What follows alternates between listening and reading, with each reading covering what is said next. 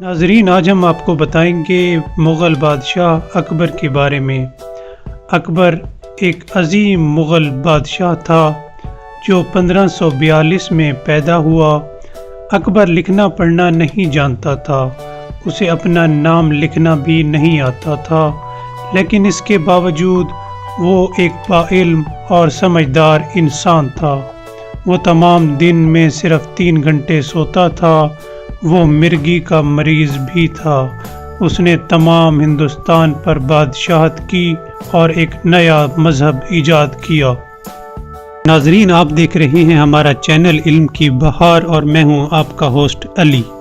مغل بادشاہ بابر نے برصغیر کے سلاطین کو شکست دی اور خود بادشاہت کا دعوے دار ہوا۔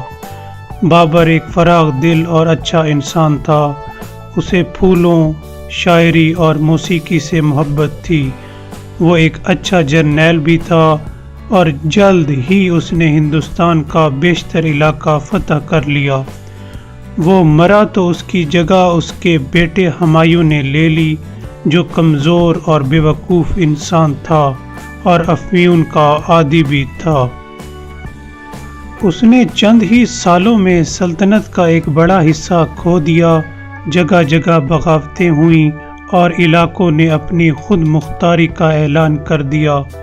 جب 1542 میں اس کا بیٹا اکبر پیدا ہوا تو ہمایوں اس وقت عارضی طور پر ہندوستان میں جلا وطنی کے دن کاٹ رہا تھا۔ پھر جب ہمایوں دوبارہ دلی پہنچنے میں کامیاب ہو گیا تو ایک دن لائبریری کی سیڑھیاں اترتے ہوئے اس کا پاؤں پھسل گیا اور وہ نیچے گر کر ہلاک ہو گیا۔ اکبر جب پیدا ہوا تو اس کی عمر صرف 14 سال تھی۔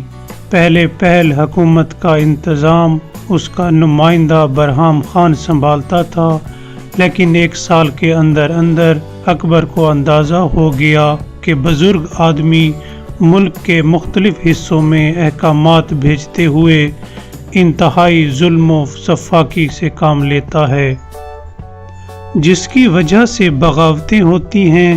لہٰذا نوجوان بادشاہ نے تمام انتظام اپنے ہاتھ میں لے لیا۔ اس کی لمبی حکومت، جس میں کئی واقعات وقوع پذیر ہوئے، ہندوستان کی تاریخ میں سب سے زیادہ اہم ہے۔ اپنے دادا کی طرح وہ بھی ایک غیر متعصب شخص تھا۔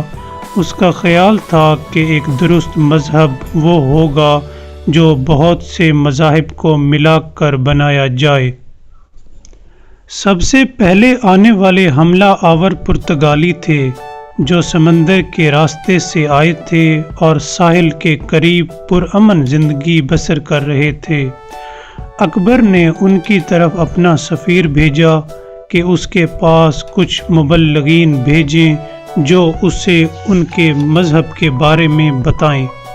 وہ عیسائی ہونے کا ارادہ تو نہیں رکھتا تھا، لیکن اس مذہب کے بارے میں علم حاصل کرنا چاہتا ہے۔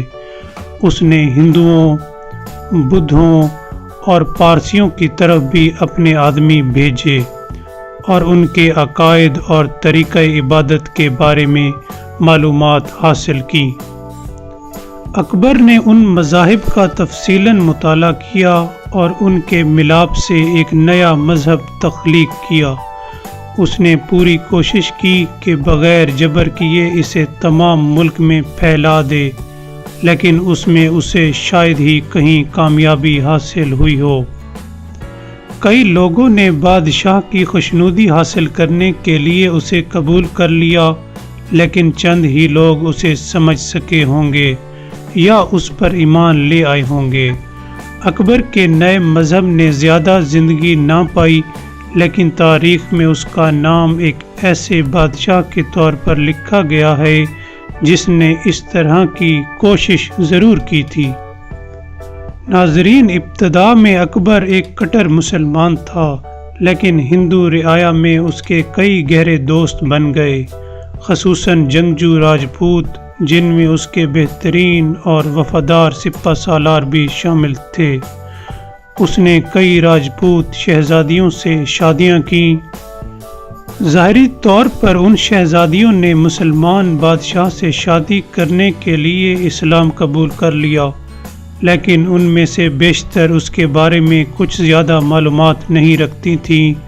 انہیں اسلامی تعلیمات سے روگردانی کرنے پر سزا بھی نہیں دی جاتی تھی۔ اکبر نے اپنے راجپوت جرنیلوں کے ساتھ مل کر فوج کا ایک نیا نظام ترتیب دیا، جس میں فوج کا تعلق جاگیرداروں کی بجائے براہ راست بادشاہ سے ہوتا تھا، اور انہیں تنخواہ بھی وہ خود ادا کرتا تھا، کیونکہ ممکن تھا کہ جاگیردار شاہی خزانے سے دی جانے والی رقم کو ملکی قوت پر استعمال کرنے کی بجائے کہیں اور خرچ کر دیتے۔ اکبر کے دور تک اسلام نے یہاں بہت ترقی کی تھی۔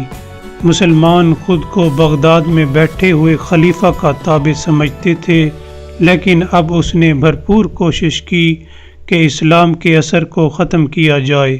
جو لوگ دین اکبری کی بجائے اسلام کو ترجیح دیتے، انہیں خلیفہ بغداد کی بجائے اکبر کو اپنا خلیفہ تسلیم کرنا پڑتا۔ اب تک جتنے جذبے سے مسلمانوں نے اسلام پھیلانے کے لیے تبلیغ کی تھی، اتنے ہی جذبے سے اکبر اسے ختم کرنے کی کوشش کر رہا تھا۔ اس نے مسجدیں بنانے، حج پر جانے اور رمضان کے روزے رکھنے کی ممانعت کر دی۔ مسلمان بت پرستوں پر اپنے راست مذہب کی فوقیت ثابت کرنے کے لیے خوشی محسوس کرتے تھے۔ ہندو گائے کی پوجا کرتے تھے، لہٰذا وہ سر عام گائیں ذبح کرتے تھے۔ اب اس کی بھی ممانعت کر دی گئی۔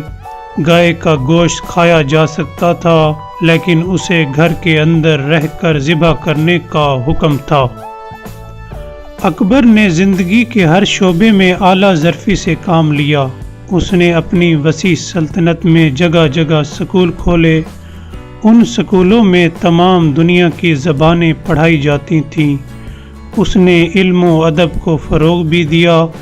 ہم جانتے ہیں کہ وہ ایک ان پڑھ انسان تھا، لیکن اسے آدھی دنیا کا عظیم ادب زبانی یاد تھا۔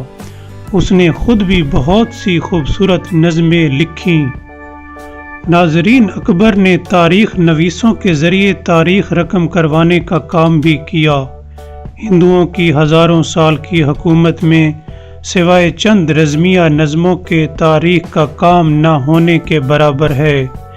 ہمیں ان کے بارے میں جو معلومات حاصل ہوتی ہیں، ان کا ذریعہ تصویریں یا پھر پرانے کھنڈرات ہی ہیں، لیکن مغلیہ عہد حکومت میں ہندوستان کی تاریخ باقاعدہ تحریر کی گئی۔ اکبر چاہتا تھا کہ ہندوستانی مسلمانوں کو بیرونی دنیا کے مسلم نظام سے نکال کر زیادہ سے زیادہ ہندوستانی بنایا جائے، تاکہ جس سلطنت پر وہ حکومت کرتا ہے اس میں اتحاد قائم ہو، لیکن اپنے اس مقصد میں وہ ناکام ہو گیا۔ مسلمانوں کی اکثریت اس بات پر ناراض تھی کہ وہ ان کے عقائد کو بگاڑ رہا ہے۔ اس نے بغاوت کی کئی کوششیں دبا دیں، لیکن اسلام کے شعلے کو بجھا نہ پایا۔ بالکل اسی طرح جب عیسائیت پر حملے ہوئے تھے تو وہ بھی پہلے سے زیادہ مستحکم ہو گئی تھی۔ بالکل اسی طرح اسلام ہندوستان میں زیادہ مضبوطی اور قوت سے فروغ پا رہا تھا۔ 1582 میں اکبر نے اسلام کی بجائے اپنے نئے مذہب دین الہی کو سرکاری مذہب کا درجہ دے دیا، لیکن اس نے اسے جبراً اپنے عوام پر لاگو نہ کیا۔ بغاوت پھر ابھرنے لگی۔ بغاوت کو کچلنے کے بعد ستمبر 1605 میں اکبر بیمار ہو گیا۔ اس کی حالت خراب ہونے لگی، بار بار قے آتی اور پیٹ میں شدید درد ہوتا۔ پھر وہ تھوڑا سا بہتر ہو گیا۔ شاہی طبیبوں نے پیچس تشخیص کی۔ جب علامات اچانک دوبارہ ظاہر ہوئیں تو وہ متفق ہو گئے کہ یہ کوئی دوسری بیماری ہے۔ انہی میں سے ایک معالج کا یہ بھی خیال تھا کہ بادشاہ کو نہایت احتیاط، آہستگی اور تسلسل کے ساتھ زہر کھلایا گیا ہے۔ اکتوبر میں اکبر کی وفات ہو گئی۔ اس کی موت کے بعد اس کے جانشینوں نے فوراً صحیح عقیدہ اختیار کر لیا، لیکن مغلیہ حکومت ایک بار پھر ہل گئی۔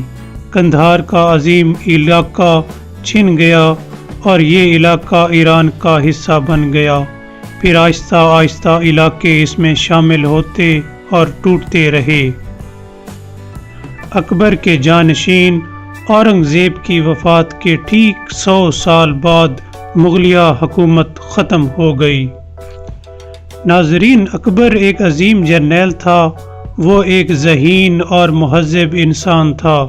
سب سے بڑھ کر یہ کہ اس نے رواداری کا جو درس دیا وہ ہندوستان کی تاریخ میں رقم ہو گیا۔ ناظرین، اگر آپ کو ہماری ویڈیو پسند آئی ہو تو سبسکرائب کرنا مت بھولیے گا۔ Thank you.